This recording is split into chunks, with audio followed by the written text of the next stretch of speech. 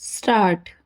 अध्यक्ष महोदय, 10वीं पंचवर्षीय योजना पर विचार करते समय सदन के दोनों पक्षों के सदस्यों ने जो महत्वपूर्ण प्रश्न उठाए हैं उन पर विचार किया जाना आवश्यक है।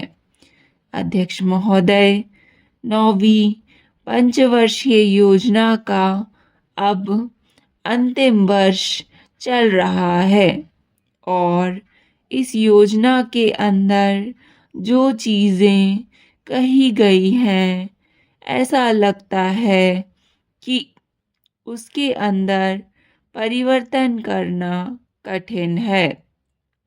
बदला भी नहीं जा सकता। अध्यक्ष महोदय, कुछ चीज़ें की जा सकती हैं। उसके अंदर आज भी कुल कितना खर्चा है यह तय नहीं किया गया, केवल कटौती ही निश्चित की गई है। शुरू में मैं यह कहना चाहता हूँ कि यहाँ पर कुछ सदस्यों ने जो यह प्रश्न उठाया था कि इस पंचवर्षीय योजना का आशय कुछ सरकारी पक्ष से भी बताया है, इसके अंदर कमियां हैं और बहुत सी कमियां हैं जिनके ऊपर मैं यहाँ कुछ दोषारोपण नहीं करना चाहता हूँ।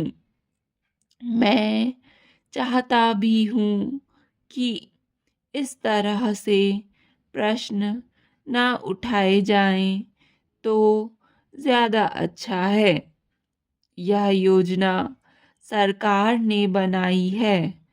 यह योजना मंत्रिमंडल ने बनाई और अनुमोदन होने के बाद भी इसमें कुछ कमियां रह गई हैं, तो यह कमी रहने का दोष किसके ऊपर है? मैं समझता हूँ सदन के सभी सदस्य इसको जानते हैं। बहुत से लोगों ने दिल्ली के प्रश्न उठाए, जो दिल्ली के साथ अन्याय किया गया है, तो मैं समझता हूँ इस बारे में सब आवाज़ उठाएं। इस बात की आज बहुत ज़रूरत है। मैं यह कहना चाहता हूँ भारत सरकार से या जिन्होंने ये सारी योजनाएं बनाई, उन्होंने वास्तव में यहाँ के साथ बहुत बुरा किया, यहाँ के साथ अन्याय किया, क्योंकि उन्होंने इस पंचवर्षीय योजना को बनाते समय ध्यान नहीं दिया कि क्या योजना बना रहे हैं, गलत बना रहे हैं या सही बना रहे हैं, इससे क्या लाभ हानि होगा, इन सब बातों पर उन्होंने विचार नहीं किया। तो मैं समझता हूँ ऐसी परिस्थितियों के अंदर यह बात ठीक नहीं है। ऐसी दशा में यहाँ पर 5 वर्षों में आने वाली योजनाएं बेकार बनकर रह जाएंगी। जो कटौती निश्चित की गई है उसको समाप्त करना चाहिए, ताकि दिल्ली को हम अंतर्राष्ट्रीय स्तर का एक आदर्श नगर बना सकें। यह बहुत ही आवश्यक है यदि हम इस स्थान की उन्नति चाहते हैं। इसलिए अब मैं अपना कथन इन शब्दों के साथ समाप्त करता हूँ। अध्यक्ष महोदय, आपने मुझे पंचवर्षीय योजना पर बोलने का अवसर दिया, इसके लिए मैं आपका आभारी हूँ। आपने मुझे कम समय दिया, इसके लिए भी आभारी हूँ।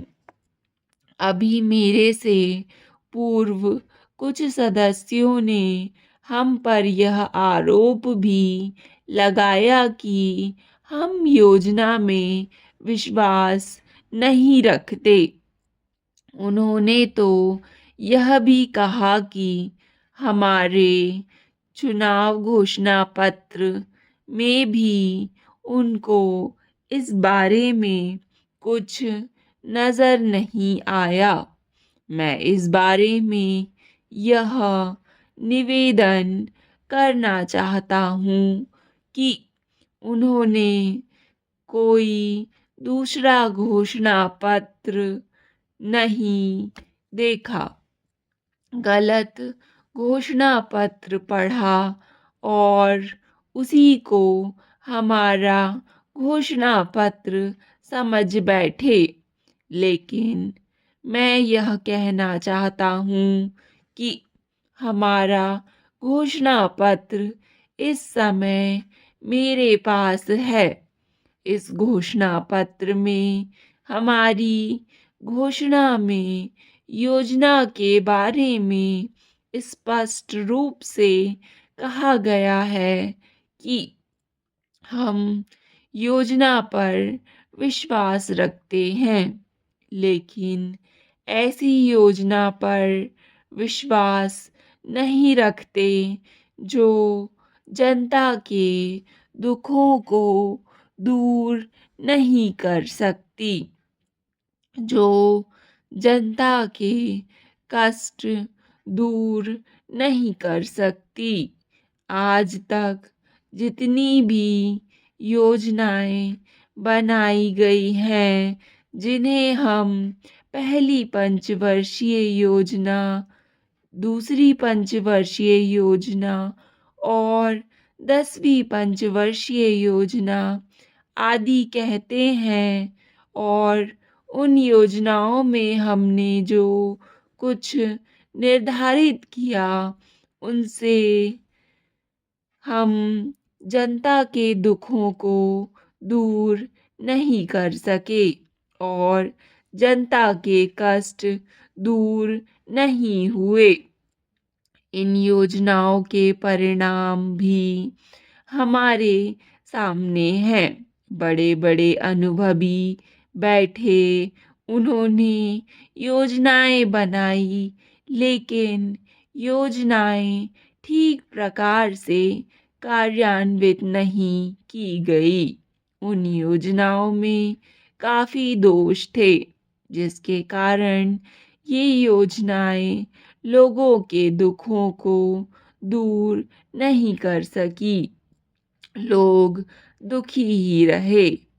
मैं यहाँ पर कहना चाहता हूँ कि जो हमारी योजना थी, उसका परिणाम क्या निकला? उसका परिणाम यही निकला कि हमें रुपये का मूल्य कम करना पड़ा। जो योजना होती है वह राष्ट्रधन को ऊंचा करने के लिए बनाई जाती है, लेकिन हमारे सामने आंकड़े हैं। इसका परिणाम हमारे सामने है। हमने अब तक 9 पंचवर्षीय योजनाएं कार्यान्वित की हैं, लेकिन हमारी प्रति व्यक्ति आय में और जीवन स्तर में अपेक्षित वृद्धि नहीं हुई है। यह दुख की बात है। मैं यह कहना चाहता हूँ कि हमारी ऐसी योजना में विश्वास नहीं है जो जनता के कष्टों को, जनता के दुखों को दूर ना कर सके। हम ऐसी योजनाओं पर विश्वास करते हैं जो उनकी आयु बढ़ा सके, उनका आर्थिक विकास कर सके, उन्हें उन्नत कर सके।